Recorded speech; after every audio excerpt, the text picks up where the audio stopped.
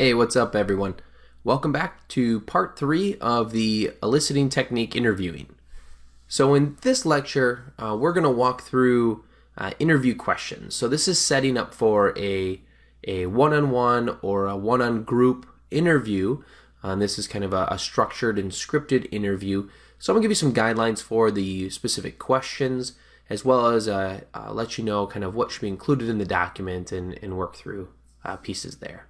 So this first slide, the first thing we're going to talk about is kind of some general techniques with the interview questions and some overall guidelines. First thing, I've mentioned this back in part 1, the questions should be open-ended. If they can answer a yes or a no to the question, that's not a good question. The whole point of the interview is to get them to elaborate.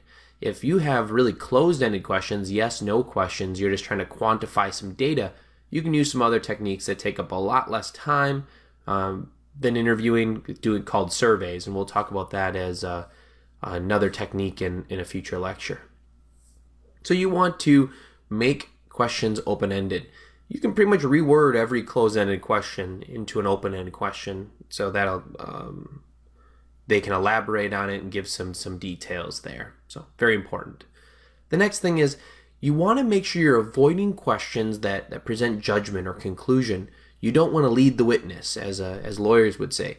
You don't want to say, well, your new, that process that you utilize is really bad, right? Well, number one, that's a closed-ended question, but it's kind of leading them to say that, yeah, the process is bad. You don't want to go in that way. You want to say, tell me about the current process you utilize for X. And then they can answer that question as a follow-up question. What do you think of the process? Is there certain pain points that you have within that process, or kind of questions like that? So you're asking open-ended questions, and you're not leading them to tell them that you should have a problem or you should have an issue with this, or this should be good.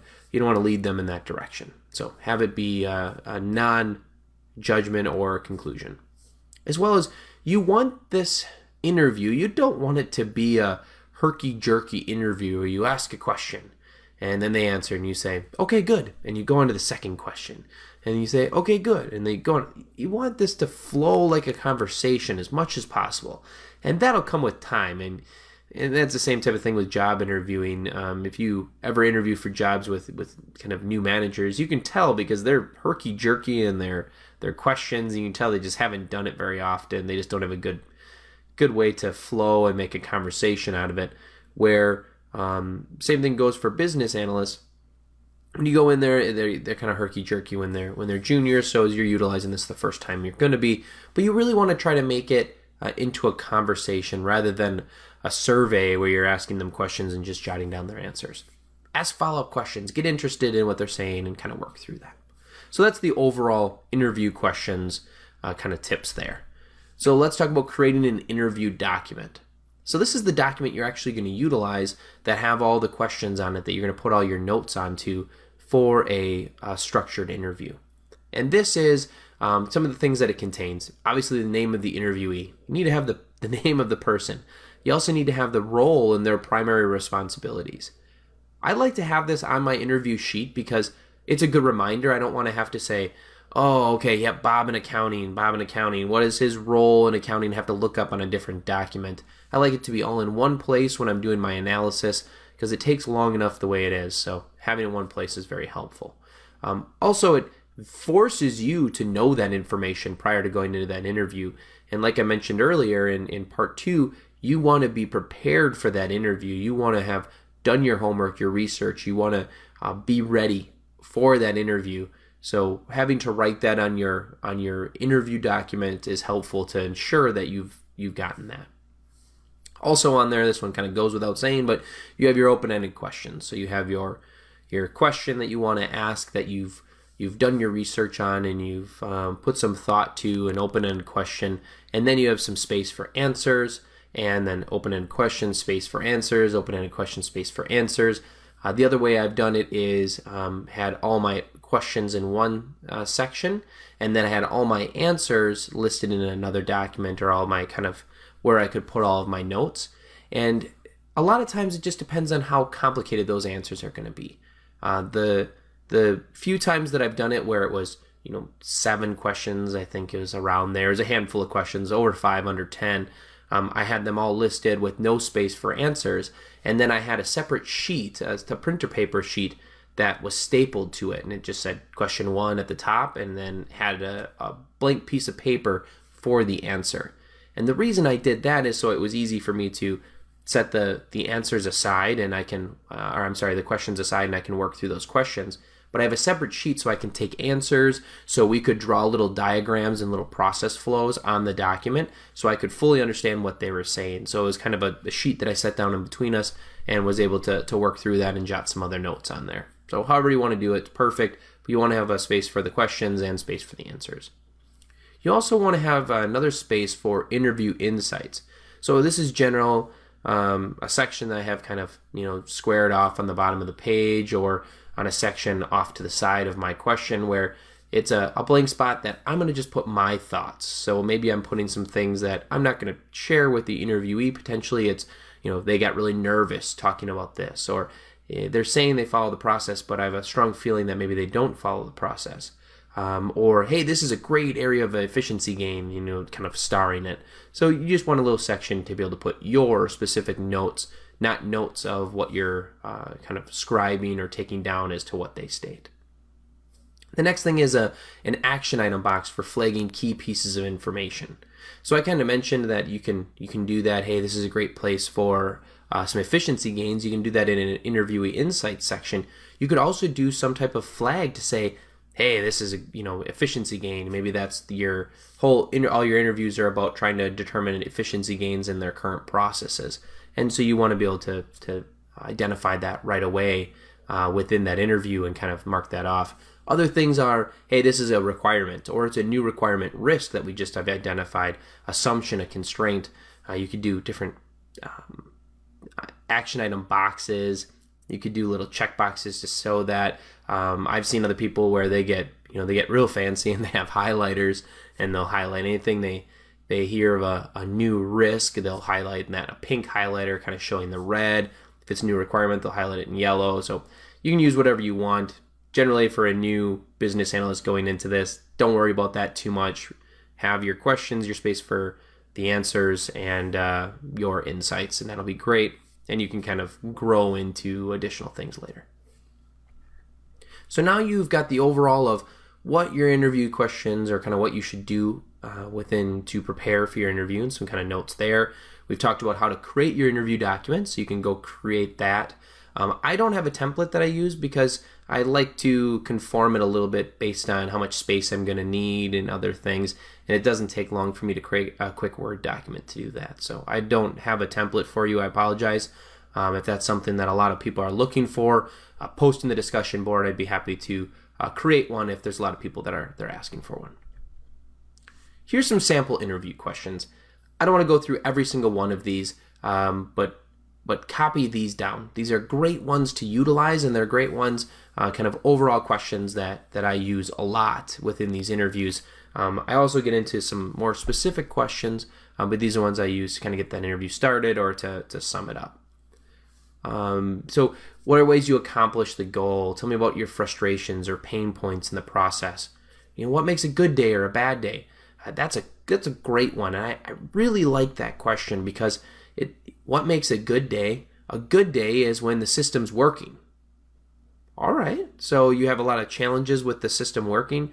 Oh yeah, there's processes that run that make the system so slow you can't even utilize it at certain points throughout the day. Okay, great for you to identify, understand what that is and what's causing that, so you can maybe eliminate that. And also what makes a bad day. And they may identify certain things. Well, Mondays are terrible days because I have to work through these tasks or these processes. Well, that's showing you that there's issues there, and you can kind of figure that out. If you could wave your magic wand, what would you do different, and what would the process look like? I love that one. I ask that one to probably every person that I talk to if we're ever talking pain points. If we're talking about okay, what is this? What's wrong with this? I could just say, okay, what's the pain point? And then usually in the next question I'm asking, it's kind of a follow-up to that one of the same question is, all right, how would you fix it? If you wave your magic wand and you could fix it, how would that process be? What would be done? And they'll give you their insights there. Standards or regulations should we be aware of?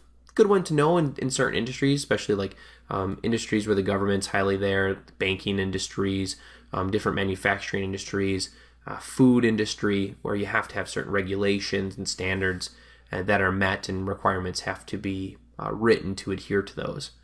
Purpose of accomplishing using the product or process, what equipment, tools, templates, and inputs do people use? So you're identifying the different documentation that you utilize, and maybe you can streamline that. Maybe they're doing a lot of, I had one project where we were creating an order writing system ultimately. So contact center employees were getting orders from their customers. So they were selling customers on certain products, and then they needed to get details of those. They need to get the details of that order to order writers, which are in the same building as what they are in. So what a lot of them are doing is taking out a piece of paper and writing onto a piece of paper all these details, and it was just a blank piece of paper. They write these details, and they go hand it over to the order writer, and it would just be one random order writer. So they got a team of 8, and just here, Fred, here, do this order, and there was no rhyme or reason to it. They evolved that into an Excel spreadsheet that they sent over an email. That evolved into a spreadsheet that they sent over email to a specific inbox where people could then, then they weren't sent it to a specific order writer. A person could go on and grab it. But then the overall system that we were able to accomplish is, hey, let's put that all inside of a system and make a really simple queue. And so by identifying the tools and templates and techniques that they were using, I can identify that area of efficiency and create some, and to document those requirements and eventually create a solution to solve for it. So I digress. Sorry, I went off on a little tangent there. How long should this task take? That's a great question. Identifies areas of efficiency. What people do you share information with can help to streamline that, or just maybe not have them share it and just give visibility to that person or that group about that. Failures that can cause the organization the most pain, and then 2 questions at the end. These are things that, this one specifically I ask every single time. What didn't I ask that I should have? I ask that in job interviews where I'm hiring somebody as business analyst. What should I have asked that I didn't ask? And also in interviews for when I'm digging out requirements. It's a great question just to validate that there's no elephant in the room that they wanted to discuss but you never brought up, and it gives them the opportunity to be able to state that. And then last but not least, if we could only change one thing in the process, what should it be? And what you're doing there is you've gotten tons of ideas, and you may have got some crazy ideas from them. You got some crazy pain points, some crazy solutions potentially. But ultimately by saying, okay, if you could only change one thing, what would it be? It really streamlines it, and they say, here's the most critical thing. This is the thing that I struggle with the most. This is the thing that wastes me the most time. And not that you discount or ignore all the other details and requirements you got, but it helps you focus and prioritize that requirement is extremely important to make sure you meet, and a solution is built around that. So that's interviewing. I think that was almost an hour of teaching on interviews, but it is personally my most used technique.